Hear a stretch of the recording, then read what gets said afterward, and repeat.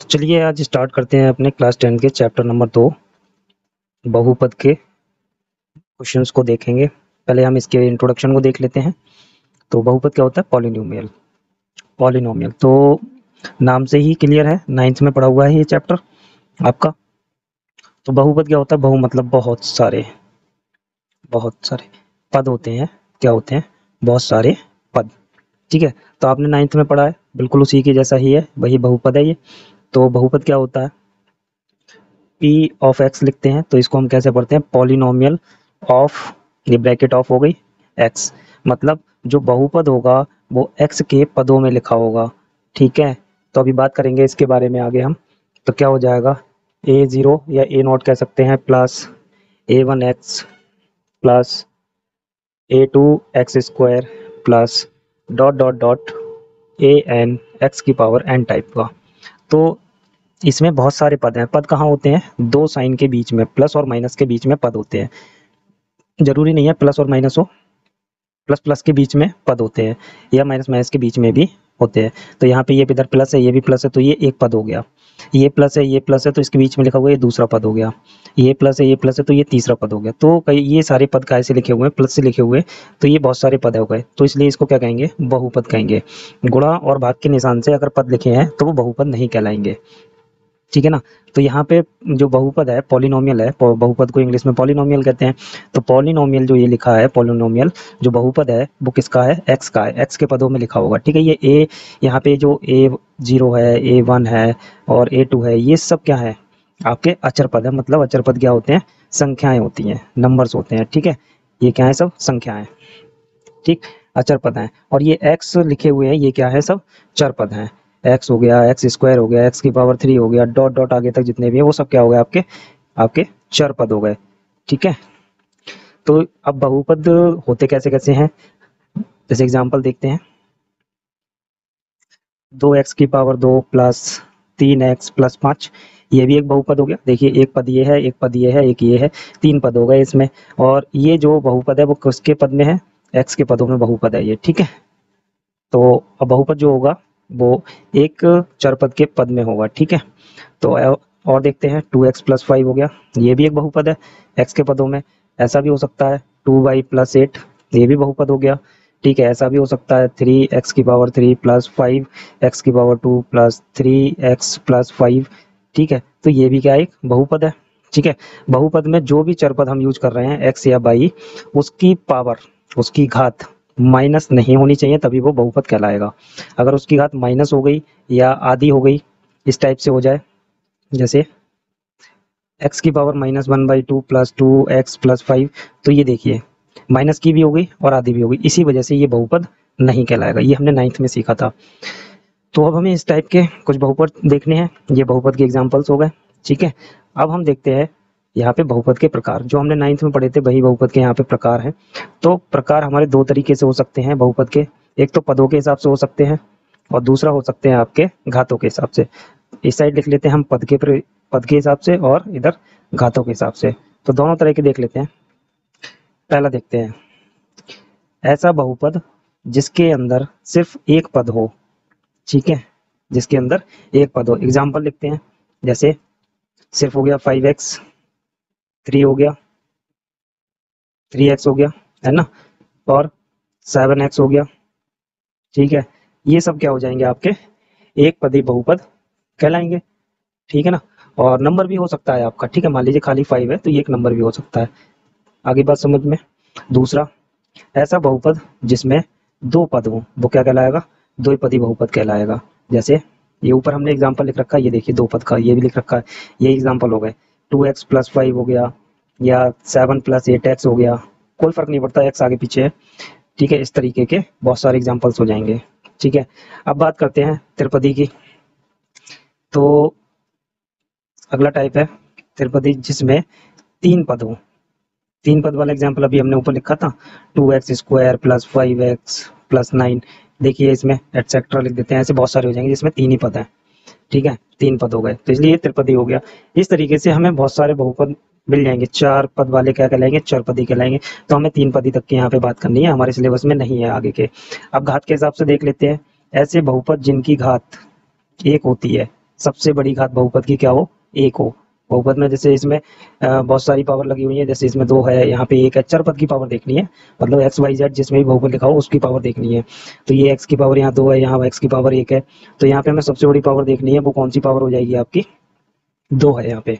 ठीक है, ये तो एक तो है ही है, लेकिन इसमें सबसे बड़ी पावर देखनी है, वो कितनी है? 2 है। तो ऐसा बहुपद जिसमें सबसे बड़ी पावर 1 हो, जिसमें सबसे बड़ी घात 1 हो, वो क्या कहलाता है? आपका रैखिक बहुपद। ठीक है, रैखिक। ठीक है, अब ऐसा बहुपद जिसमें सबसे बड़ी घात आपकी 2 हो, वो क्या कहलाएगा? आपका द्विघात। ठीक है, और ऐसा बहुपद जिसमें सबसे बड़ी घात हो 3, वो क्या कहलाएगा? त्रिघात। ठीक है, हमारे सिलेबस में सिर्फ 3 घात तक की बात करनी है, 4 वाली घात की बात नहीं करनी है। जिसमें हाईएस्ट पावर 4 होगी उसकी बात हमें नहीं करनी है, हाईएस्ट पावर 3 तक की बात करनी है। तो ये हो गए आपके बहुपद के प्रकार, घात के हिसाब से भी हो गए और पद के हिसाब से भी हो गए। ठीक है, तो हमारे सिलेबस में क्या है? हमारे सिलेबस में 9th में तो हमने एक पदी, 2 पदी, त्रिपदी पढ़ रखा है। अब यहाँ पे हमें पावर के हिसाब से पढ़ना है, तो इन पावर्स को देखना है, पावर्स के हिसाब से हम इनको देखते हैं, एक एक टाइप को हम देखेंगे। तो पहले वाले टाइप की बात कर लेते हैं, रैखिक बहुपद की। तो रैखिक बहुपद का हम पहले देखेंगे व्यापक समीकरण। ठीक है, याद रखना है ये हमें, व्यापक समीकरण। तो व्यापक समीकरण क्या होता है? व्यापक समीकरण क्या? व्यापक रूप देख लीजिए। ठीक है, समीकरण बोल लीजिए या फिर व्यापक रूप बोल लीजिए। यहाँ पे अभी हम समीकरण की बात नहीं करेंगे, तो हम यहाँ पे व्यापक रूप की बात करेंगे। व्यापक रूप क्या होता है? General form.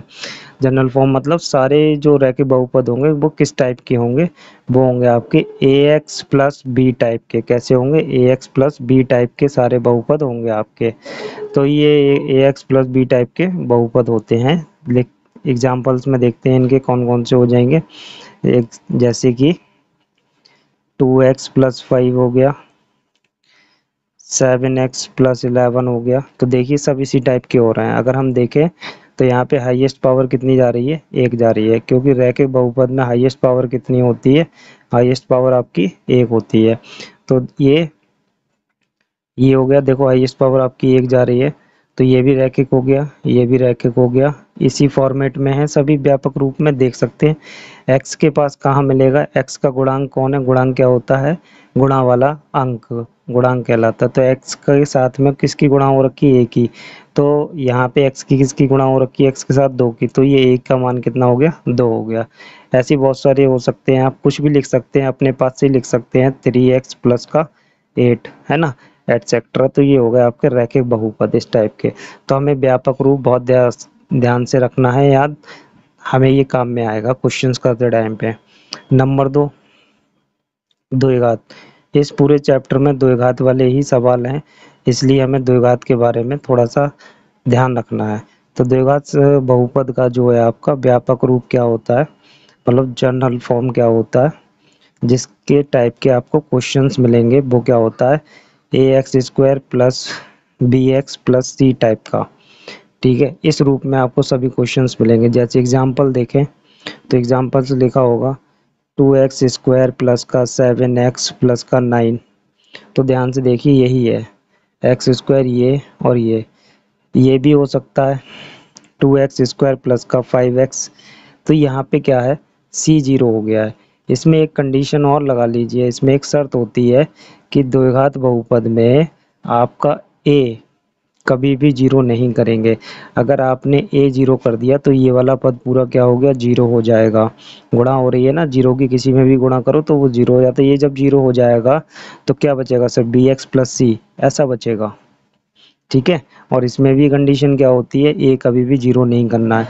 अगर आपने 0 कर दिया तो यहाँ पे सिर्फ b बचेगा। b क्या है? यहाँ पे खाली नंबर, चेक कर सकते हैं आप, ये क्या होता है? खाली नंबर। ठीक है, तो यहाँ पे द्विघात के साथ में एक कंडीशन है कि a कभी भी 0 नहीं होगा। अगर a 0 हो जाएगा तो ये पावर हाईएस्ट वाली कितनी हो जाएगी? 0। जब हाईएस्ट पावर 0 हो जाएगी तो इसमें 2 तो रहेगी नहीं, कितनी रह जाएगी? हाईएस्ट पावर 1 रह जाएगी। जब 1 रह जाएगी तो ये क्या बन जाएगा? रैखिक बन जाएगा। इसलिए इसमें एक्स स्क्वायर वाला पद कभी भी 0 नहीं करते हैं, मतलब a कभी भी 0 नहीं होगा। तो यहाँ पे देखिए, इसमें हमने c 0 कर रखा है, इसमें खाली नंबर नहीं है। c क्या होता है? खाली नंबर, जिसके पास चरपद नहीं होता है। इसके पास चरपद नहीं है, वो नंबर यहाँ पे है ही नहीं। तो ये द्विघात बहुपद है। इसमें b और c को आप 0 कर सकते हैं, इसे नहीं कर सकते आप। बी 0 ले सकते हैं और सी भी आप 0 ले सकते हैं। ठीक है, ऐसे बहुत सारे एग्जांपल्स हो जाएंगे, जैसे 3x² प्लस का 7, अब इसमें बी 0 कर दिया हमने, तो ऐसे बहुत सारे एग्जांपल्स बन सकते हैं। ये द्विघात बहुपद हो गया। ठीक है, अब बात करते हैं त्रिघात बहुपद। किस पे बात करते हैं? त्रिघात बहुपद पे। इस पूरे चैप्टर का इंट्रोडक्शन इस अकेली वीडियो में आपको मिल जाएगा त्रिघात बहुपद की। तो त्रिघात बहुपद की आप व्यापक रूप देख लेते हैं। व्यापक रूप क्या होता है? व्यापक रूप ए एक्स की पावर 3, हाईएस्ट पावर 3 होनी चाहिए, ठीक है, plus b x square plus c x plus d equal, ठीक है। अब इसमें भी कंडीशन होती है कि ए आप 0 नहीं कर सकते, ठीक है, इसमें ए 0 नहीं होता है या नहीं कर सकते, दोनों ही बातें हैं, क्योंकि ये पावर हाईएस्ट 3 हमें 0 नहीं करनी है। ठीक है, तो इसके टाइप के एग्जांपल्स क्या होंगे? हाईएस्ट पावर वाले जितने भी, हाईएस्ट पावर 3 वाले जितने भी एग्जांपल हैं वो आप लिख सकते हैं। 3x की पावर 3 प्लस 7, देखिए बी सी डी आप तीनों 0 कर सकते हैं, लेकिन ये 0 नहीं कर सकते, ये होगा तो त्रिघात कहलाएगा। इसमें ये है हाईएस्ट पावर 3, तो ये त्रिघात है। वैसे अगर हम इसको पूरा लिखें तो पूरा उदाहरण देखेंगे तो आप ये मिलेगा आपको 2x² प्लस का 7x² प्लस का 2x माइनस 11, इस टाइप का ये पूरा हो गया। ठीक है, ये त्रिघात हो गया। ऐसे बहुत सारे हम बहुपद लिख सकते हैं त्रिघात के। ठीक है, अब हमें क्या देखना है? द्विघात, द्विघात बहुपद देखना है और त्रिघात बहुपद। द्विघात बहुपद के हमें शून्यांक निकालने हैं। शून्यांक क्या होते हैं उस पर बात करेंगे, फिर उसके गुणांक और शून्यांक के बीच में संबंध की बात करेंगे। ठीक है, करते हैं। तो ये है द्विघात। अब हमें क्या करना है? द्विघात में हमें इसके शून्यांक निकालने हैं। तो ये बहुपद है और किसके पदों में है? x के पदों में है। ठीक है, किसके पदों में है? x के पद में है। तो इसे हम ऐसे भी लिख सकते हैं, पॉलिनोमियल ऑफ x बराबर। ठीक है, अगर मान लीजिए हम इसको ऐसे भी लिख सकते हैं, पॉलिनोमियल ऑफ y, तो ये y के पदों में चला जाएगा, a/² plus b/ plus c। अब चरपद y हो गया। ऐसे ही आप चरपद बदल सकते हैं, या सवाल में बदल भी सकता है। या तो चरपद हो सकता है आपका, मान लीजिए t हो गया, तो क्या हो जाएगा? a/t² plus bt plus c हो जाएगा। तो चरपद कोई भी हो सकता है, उससे कोई फर्क नहीं पड़ता। ठीक है, लेकिन उस चरपद की हाईएस्ट पावर 2 होनी चाहिए, तभी वो द्विघात बहुपद कहलाएगा। अब हमें क्या करना है? यहाँ पे इसके गुणांकों और शून्यांकों में संबंध सत्यता की जांच करनी है। तो इसके लिए हमें फॉर्मूले दिए हुए। तो पहले तो हम बात कर लेते हैं शून्यांक। जब द्विघात बहुपद है तो इसके कितने शून्यांक आएंगे? इसके शून्यांक आएंगे आपके 2। ठीक है, कितने शून्यांक आएंगे? जितनी हाईएस्ट पावर जिस बहुपद की होती है उतने ही उसके शून्यांक आते हैं। ये पावर कितनी हाईएस्ट? 2, मतलब द्विघात है तो 2 ही शून्यांक आएंगे। अगर ये त्रिघात है तो कितने शून्यांक आएंगे? 3 आएंगे। और ये अगर रैखिक है, एक हाईएस्ट पावर है, तो कितने शून्यांक आएंगे? 1 आएंगे। इस बात का हम ध्यान रखेंगे। अब शून्यांक कितने आएंगे? 2 आएंगे, तो उनको हम नाम देंगे अल्फा एंड बीटा। ये आते कैसे हैं तब हम एक क्वेश्चन करके देखेंगे। पहले आप इनको समझ लीजिए कि पहले शून्यांक को आप अल्फा कहेंगे और दूसरे शून्यांक को आप बीटा कहेंगे। ठीक है, तो अब संबंध सत्यता की जांच कैसे करनी है, शून्यांक निकालना हम बताएंगे। गुणनखंड विधि से शून्यांक निकलते हैं, आपको मालूम है। तो शून्यांक आने के बाद में हमारे पास संबंध सत्यता की जांच में पहला वाला होता है, और उससे पहले आप गुणांक देख लीजिए। गुणांक क्या क्या है? तो देखिए गुणांक क्या है? x² का गुणांक कौन है? x² का गुणांक a है, तो यहाँ पे a हो गया। बाई ये जो x है इसका गुणांक कौन है? b है, और खाली नंबर c है। ये तीनों गुणांक हो गए आपके इस बहुपद में। ठीक है, चर पद के साथ में जो भी लिखे हुए हैं वही आपके गुणांक हो गए। ठीक है, तो पहला गुणांक और शून्यांक के बीच में संबंध सत्यता की जांच कर रहे हैं। क्या है पहली? ये है आपकी शून्यांकों का योगफल। शून्यांकों का योगफल। तो शून्यांकों का योगफल कैसे होता है भाई, इन्होंने लिखा शून्यांक का योगफल, शून्यांक ये हैं, इन दोनों को जोड़ दीजिए, योगफल का मतलब प्लस करना, प्लस कर दिया। अब प्लस करेंगे तो ये किसके बराबर होगा, गुणांक कौन से गुणांक होंगे जिसके बराबर ये होगा, वो होगा माइनस का b बटे a। ठीक है, ये फॉर्मूला हो गया इसका। ऐसे ही दूसरा हमें चेक करना है, जितने शून्यांक उतने ही इनके बीच में रिलेशन। ठीक है, दो शून्यांक तो दो रिलेशन, तीन शून्यांक तो तीन रिलेशन, एक शून्यांक तो एक ही रिलेशन। ठीक है, तो अब दूसरा है शून्यांकों का गुणनफल। क्या है ये, गुणनफल। तो शून्यांकों का गुणनफल हम कैसे निकालते हैं, अल्फा गुणा बीटा कर दीजिए, गुणनफल का मतलब अल्फा गुणा बीटा। ये किसके गुणांक के बराबर होता है, ये होता है c बटे a के। इसमें माइनस का साइन नहीं आता। तो इसमें हमें क्या करना है, इधर अल्फा बीटा की वैल्यू पुट करनी है, रखनी है, और इधर c की और a की वैल्यू रखेंगे हम क्वेश्चन से, यहाँ से लेके।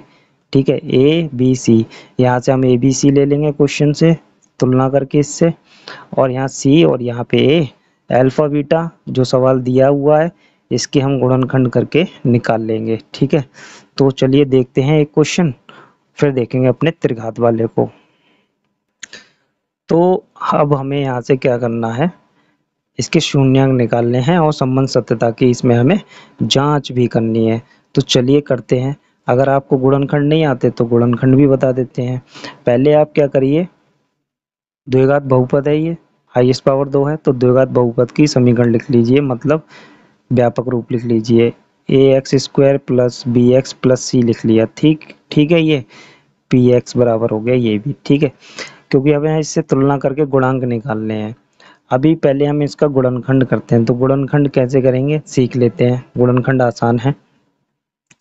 तो पहले आप यहाँ से तुलना करके ए बी और सी की वैल्यू निकाल लीजिए।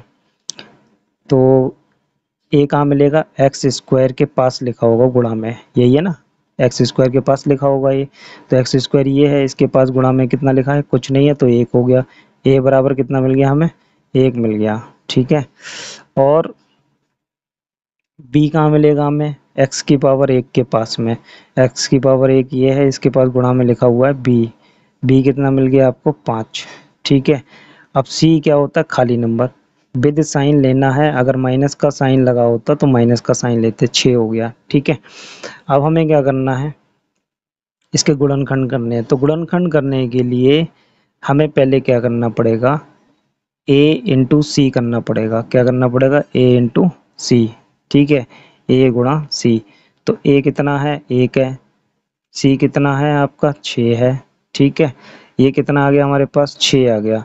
अब 6 को हम कैसे तोड़ेंगे, हम पहाड़े पढ़ेंगे 2 से, 2 के पहाड़े में 6 आता है, कितनी बार आता है, 2 3 6, 3 के पहाड़े में भी 6 आता है, तो 3 दूनी 6 लिखा हुआ है। ठीक है, डबल डबल नहीं लिखेंगे, 4 में नहीं आता, 5 में नहीं आता, 6 में आता है, 6 एकम 6, और आगे आता है क्या, 6 कहीं नहीं आएगा, 6 के पहाड़े तक ही 6 आएगा। हमारे पास 2 टुकड़े मिल गए, एक ये एक ये, इन दोनों टुकड़ों को जोड़ेंगे या घटाएंगे, जोड़ेंगे या घटाएंगे। ठीक है, जोड़ेंगे या घटाएंगे तो हमारा क्या आ जाना चाहिए, बी आ जाना चाहिए। ठीक है, तो ये दोनों लग रहे हैं, दोनों इन ये जोड़ के आ रहा है, 2 प्लस 3 करके 5 बन रहा है, ये भी लग रहा है, और 6 माइनस 1 करके 5 आ रहा है, ये भी लग रहा है।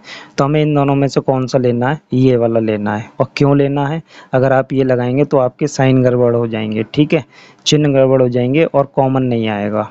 ठीक है, कॉमन नहीं आएगा, इस वजह से हम इसे नहीं लगाएंगे, इसे लगाएंगे। ठीक है, तो ये वाला जब हम लगाते हैं, जब हम ये वाला लगाएंगे, इसमें से हमें ये वाला लगाना है। ठीक है, ये नहीं लगाएंगे, इससे हमारे चिन्ह गड़बड़ हो जाएंगे, काय का आ जाएगा, माइनस का आएगा यहाँ पे।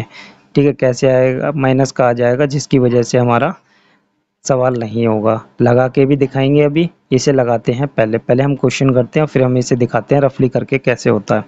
पहले हम सही वाला लगा लेते हैं, ये है आपका सही वाला, तो इसको लगा लेते हैं।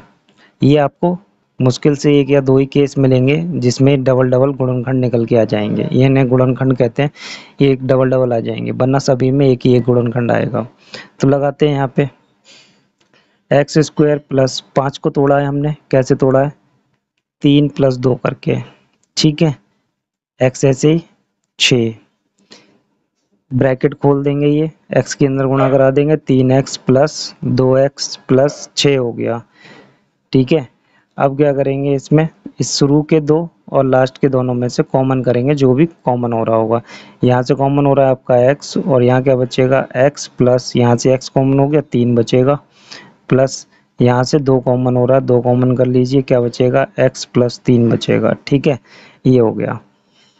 अब इतना करने के बाद में ये क्या हो गया, दोनों ब्रैकेट एक जैसी हो गई, इसमें से एक ब्रैकेट कॉमन कर लेंगे, और कॉमन करने के बाद में यहाँ पे क्या बचेगा, ये कॉमन हो गई इसमें से, और इसमें से ये कॉमन हो गई, यहाँ से क्या बचेगा x बचेगा और प्लस का 2 बचेगा।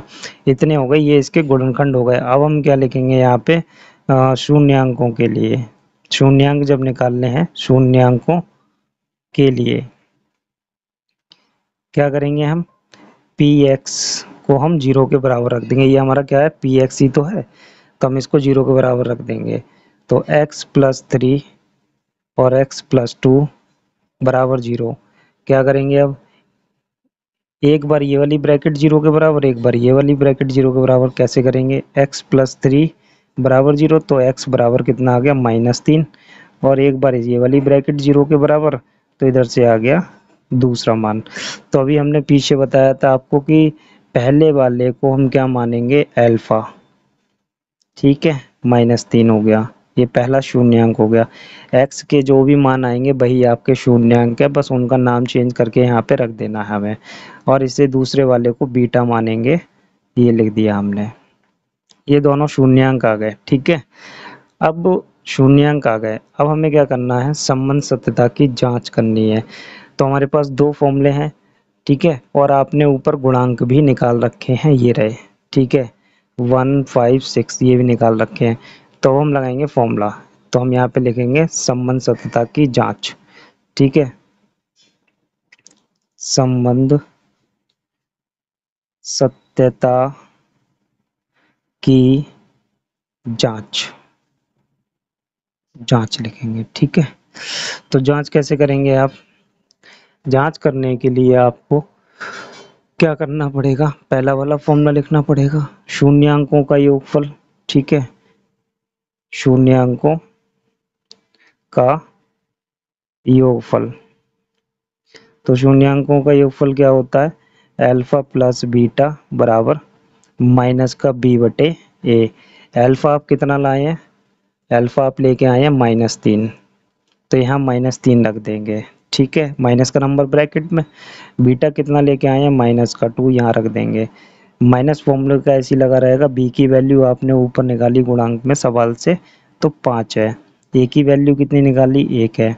अब ये सॉल्व करेंगे तो ये कितने हो गए, -5 हो गए, ये भी सॉल्व करेंगे तो कितने हो गए, -5, और बराबर में कितना है, -5, तो ये बराबर आ गए। देखिए यही जांच करनी है कि इधर आप शून्यांक रखेंगे और इधर आप गुणांक रखेंगे कि दोनों की वैल्यू बराबर आ जानी चाहिए, यही जांच है और कोई जांच नहीं है।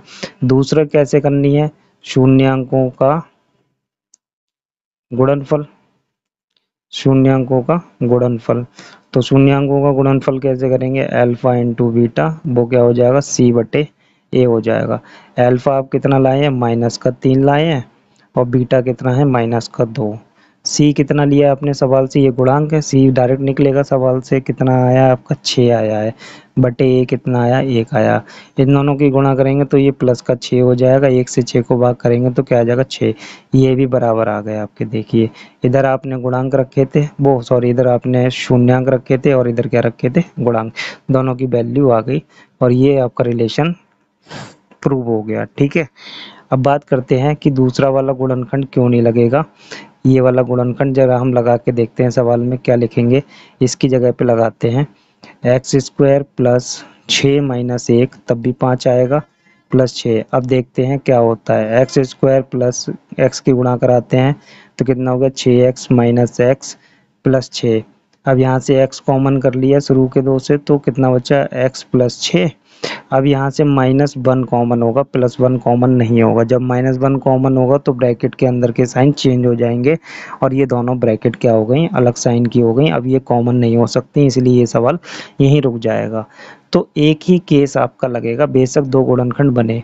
तो ऐसे 2 ही 3 सवाल ऐसे हैं जिनमें डबल केस मिलेगा आपको, गुणनखंड सेम हो, वरना किसी में नहीं मिलने वाला। ठीक है, करते हैं अपने त्रिघात के बारे में, देखते हैं उसकी संबंध सत्ता की जांच कैसे करते हैं। और इससे पहले हम एक चीज और देखेंगे, चलिए देखते हैं। अगर हमें किसी भी बहुपद के, मान लीजिए ये कोई द्विघात बहुपद है, द्विघात बहुपद की बात चल रही है, तो द्विघात बहुपद की बात हो रही है। इस द्विघात बहुपद के आपको शून्यांक दे रखे हैं अल्फा और बीटा, उससे आपसे कहें कि इससे 2 शून्यांक दे रखे हैं, इनसे आप क्या बनाइए, द्विघात बहुपद बना के दीजिए। ठीक है, द्विघात बहुपद ज्ञात करने के लिए कहें शून्यांक से, गलत लिख गया, सॉरी। तो द्विघात बहुपद बनाने के लिए कहें तो क्या फॉर्मूला होता है, फॉर्मूला होता है आपका x² minus alpha plus beta गुणा x, ठीक है, प्लस अल्फा बीटा। अगर आपको शून्यांक दे रखे हैं, अल्फा अलग दे रखा है, बीटा अलग दे रखा है, तो उन दोनों का योगफल करके यहाँ रख दीजिए और उन दोनों की गुणा करके यहाँ रख दीजिए। अगर सवाल में डायरेक्ट आपको अल्फा योगफल दे रखा है, अल्फा प्लस बीटा की वैल्यू डायरेक्ट दे रखी है, तो डायरेक्ट रख दीजिए यहाँ पे। अल्फा और इंटू बीटा मतलब गुणनफल दे रखा है डायरेक्ट, तो यहाँ रख दीजिए। ठीक है, तो क्वेश्चन को आराम से पढ़ेंगे और उसमें ये देखेंगे कि अल्फा की वैल्यू दे रखी है कि अल्फा प्लस बीटा की वैल्यू दे रखी है, ये है ना। तो वहाँ चेक करने के बाद ही हम यहाँ पे रखेंगे। ठीक है, तो चलते हैं अपने त्रिघात बहुपद की तरफ को। तो देखते हैं अपने त्रिघात बहुपद को, इसके व्यापक रूप को देखते हैं। वो क्या होता है, हाईएस्ट पावर 3 होनी चाहिए, तो ax की पावर 3 प्लस bx की power 2 plus cx plus d, ये हो गया व्यापक रूप। ठीक है, अब 3 त्रिघात के बहुपदों को गुणनखंड करके उनके शून्यांक लेने हैं। तो पहला शून्यांक आपका अल्फा, दूसरा बीटा और तीसरा गामा बोलेंगे उसको। ठीक है, ये गामा है, क्या है इसका नाम, गामा। ठीक है, गामा हो गया। तो अब ये तीनों शून्यांक कैसे x के मान होंगे, द्विघात में अभी हमने गुणनखंड करके देखे थे तो वो x के मान ही थे, उन्हीं को हम अल्फा बीटा कहते थे। तो यहाँ पे x के मान 3 आएंगे, जब त्रिघात है तो x के मान 3 निकलने वाले हैं। जब 3 मान निकलेंगे तो इनों के नाम हम अल्फा बीटा गामा कर देंगे। अब यहाँ पे हमें क्या है, यहाँ पे हमें गुणनखंड नहीं करने हैं इस त्रिघात बहुपद के। ठीक है, ऐसा आपको सवाल नहीं दिया है, सिलेबस में नहीं है आपके, इसको गुणनखंड आपको नहीं सीखने हैं। डायरेक्ट आपको क्या दे रखा होगा, क्वेश्चन दे रखा होगा और उसके शून्यांक दे रखे होंगे। जैसे मान लीजिए ये दे रखा है 3x की पावर 3 माइनस 5x की पावर 2 माइनस 11x माइनस 3, ये त्रिघात बहुपद हो गया। और इसके शून्यांक लिखे हैं आपके पास, शून्यांक कितने कितने हैं, 3 ही शून्यांक मिलेंगे। पहला शून्यांक है आपका 3, दूसरा है -1 और तीसरा है -1/3। ये हो गए आपके 3 शून्यांक। ठीक है, ये 3 शून्यांक दिए हुए। तो इन तीनों शून्यांकों से हमें क्या करना है, संबंध सत्यता की जांच करनी है गुणांकों और शून्यांकों से। पहले हम फॉर्मूला कर लेते हैं, फिर हम इस वाले क्वेश्चन को करते हैं, है ना। तो पहला रिलेशन क्या होता है, पहला क्या होता है, साथ में ये क्वेश्चन भी करेंगे और रिलेशन भी देखेंगे। पहला रिलेशन आपका क्या होता है, शून्यांकों का योगफल। तो पहला आपका क्या होता है, शून्यांकों का योगफल। तो योगफल कर दीजिए alpha plus beta plus gamma. ये क्या होता है, वही फॉर्मूला होता है माइनस का b/a। ठीक है, तो इस सवाल की तुलना आप इस वाली व्यापक वाली समीकरण से करेंगे। जब आपने इसकी तुलना की तो a कहाँ मिल रहा है, x की पावर 3 के पास में, तो x की पावर 3 के पास कितना है, a है आपका 3। ठीक है, अब b कहाँ मिलेगा, b आपको मिलेगा x की पावर 2 के पास में, तो x की पावर 2 के पास लिखा हुआ है 5, तो ये b 5 नहीं है, -5 है, विद साइन लेना है आपको। ठीक है, अब c कहाँ मिलेगा, c आपको मिलेगा x के पास में, x ये है, x की पावर 1 के पास में, तो यहाँ से मिलेगा कितना है c हो गया आपका माइनस का, ध्यान से देखेंगे 11। ठीक है। और रहा डी, डी कहाँ मिलेगा, खाली नंबर होता है, खाली नंबर ये लिखा हुआ है, अगर नहीं है तो 0, तो डी बराबर कितना हो जाएगा आपका -3 हो जाएगा। ठीक है, ये मिल गए हमें गुणांक इसके, ये कौन है आपके गुणांक हैं। ठीक है, और शून्यांक आपके ये दे रखे हैं सवाल में, आपको गुणनखंड नहीं करना है, आपको डायरेक्ट शून्यांक मिलेंगे। अब हम पहला वाला संबंध सत्ता की जांच करते हैं। शून्यांकों का योगफल कितना होता है, सूत्र -b/है, वैसे उसमें था द्विघात वाली में, वही यहाँ पे है। तो शून्यांक पहला कौन सा, अल्फा, अल्फा ये है, बीटा ये है, गामा ये है, तीनों के नाम यही देने। अल्फा हो गया 3 प्लस बीटा हो गया -1 प्लस गामा हो गया -1/3। माइनस फॉर्मूले का ऐसी रहेगा, बी कितना है आपका -5, तो -5 रखेंगे। ए कितना है 3 है। ठीक है, इसको सॉल्व करते हैं तो ये कितना हो जाएगा 3 -1 और -1/3। ठीक है, बराबर माइनस और माइनस प्लस हो गया 5/3।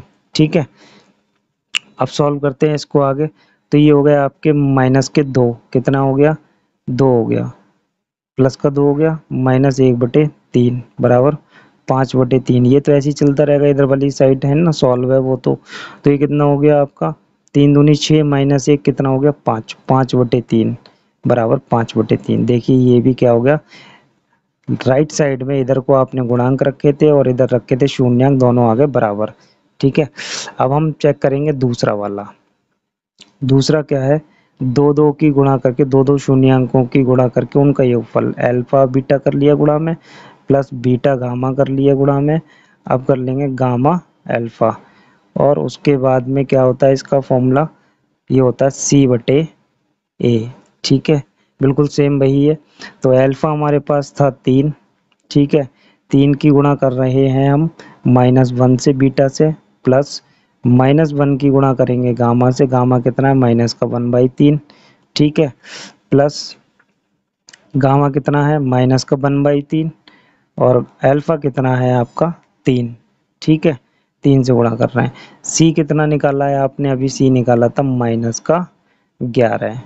-11/ए कितना है 3। ठीक है, अब इनको सॉल्व करते हैं, पहले होती है गुणा सॉल्व, तो पहले गुणा करते हैं, तो -3 हो गया, ये क्या हो गया प्लस का 1/3 हो गया, प्लस ये कितना हो गया 3 से 3 कट गई, ये दोनों गुणा में थे, तो कितना रह गया -1। तो ध्यान से देखेंगे -1 और -3 कितने हो गए आपके -4, -4 प्लस 1/3 बराबर -11/3 चल रहा है इधर। ठीक है, तो ये कितना हो गया 3 चौक 12, 12 माइनस के और 1 प्लस का, तो कितना रह गया -11/3। ठीक है, कितना रह गया 11/3, और इधर भी क्या आ गया 11/3। ये हो गया दूसरा वाला संबंध सत्ता की जांच। 3 शून्यांक हैं तो 3 तरह की जांच होगी। अब हम बात करेंगे शून्यांकों का गुणनफल। तो शून्यांकों का गुणनफल क्या होता है आपका, सीधे सीधे गुणा कर देंगे, तो अल्फा बीटा गामा, ठीक है, कितना होता है -D/A। अल्फा कितना है 3 है, बीटा कितना है -1 है, गामा कितना है -1/3 है। डी कितना निकाला है आपने देख सकते हैं, माइनस तो फॉर्मूले का है, और डी कितना है -3, ए कितना है 3। ठीक है, तो ये कितना हो जाएगा देखेंगे तो माइनस सबकी मल्टीप्लाई हो जाएगी, -1 हो गया प्लस का 1, 3 एकम 3, 3 एकम 3/3 बराबर प्लस का 3/3, ये भी बराबर आ गए, एक कर लीजिए इसको, तो ये कितना हो गया आपका 1/1। ये भी होगा, ये 3 संबंध सत्यता की जांच करनी है त्रिघात के केस में। ठीक है, ये आपका आंसर हो गया। तो देखते हैं अपनी एक्सरसाइज की तरफ को। चलिए, तो पहली वाली एक्सरसाइज के कुछ क्वेश्चंस को समझते हैं। जैसे आपको दे रखा है बहुपद, x का बहुपद दे रखा है, तो सवाल होगा आपका x के पद में। ठीक है, अगर आपका बहुपद दे रखा है t के पद में, तो सवाल हो जाएगा t के पदों में। ठीक है, तो यही बात है, तो x के पदों में दे रखा होगा तो यहाँ से x के मान आएंगे। तो जब हम कार्तीय तल पे बनाते हैं, तो कार्तीय तल पे जब हम इनको बनाते हैं तो ये x का अक्ष होता है, ठीक है, और ये y अक्ष होता है। ठीक है, जब बहुपद x के पदों का है तो वैल्यू किसकी आएंगी, x की आएंगी। है ना, ये टी के पद में है तो टी की वैल्यू आएंगी, जब ये एक्स का बहुपद है तो एक्स के पदों में आएगा, तो एक्स की वैल्यू आनी चाहिए एक्स वाले अक्ष की। तो जो भी इससे हमें क्या मिलेगा, एक वक्र मिलेगा। वक्र मतलब, वक्र उन्हें कहते हैं जो घुमावदार चीज होती है, राउंड शेप में इस तरीके से होती है, वो वक्र होती है। और ये एक सीधी रेखा है। दो ही तरीके के ग्राफ बनते हैं आपके, सीधी रेखा या वक्र में। तो वक्र मिलेगा या सीधी रेखा मिलेगी। तो वक्र मिलेगा मान लीजिए, तो वो कहाँ पे पॉइंट मिलेंगे उसके, आपको मिलेंगे कहाँ पे, एक्स पे। तो ये इस तरीके से वक्र मिलता है। तो यहाँ पे शून्य, ये वक्र ने कट किया, जब एक्स के मान आएंगे तो एक्स अक्ष पे ही कट करेगा, वाई पे करेगा तो करने दीजिए, उससे कोई फर्क नहीं है। जब एक्स की वैल्यू है तो एक्स पे कट कर रहा है, तो जितनी जगह एक्स पे कट कर रहा है उतने ही उसके शून्यांक होते हैं। तो पहली वाली एक्सरसाइज में भी यही है। चलिए देखते हैं वहाँ पे कैसे करते हैं इन क्वेश्चंस को।